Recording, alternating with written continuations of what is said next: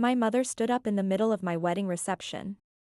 Tapping her glass with a fork, I felt the old, familiar dread settle in my stomach. Before this marriage goes any further, she said, turning to the guests, I think everyone deserves to know the truth about my daughter. A murmur rippled through the crowd. I clenched my hands under the table. My husband, Nicholas, reached for my hand. His touch gentle, reassuring. My daughter is a fraud, my mother said. A disappointment.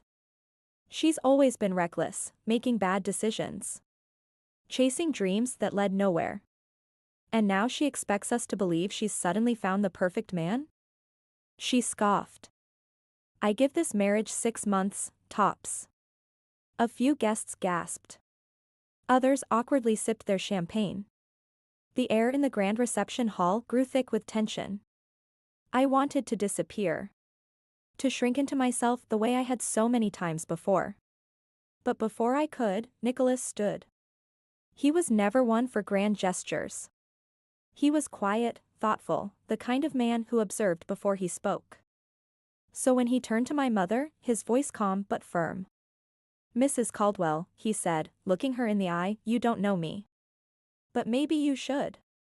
My mother folded her arms, smirking. Oh, I know enough. You're just another one of Emma's impulsive mistakes. Nicholas sighed, shaking his head. I don't usually talk about my past. But since you've made a spectacle of your daughter on what should be the happiest day of her life, let me tell you who I really am. He turned slightly, addressing the room. I grew up in foster care. I never had a family of my own, never had anyone who truly believed in me. Until I met Emma.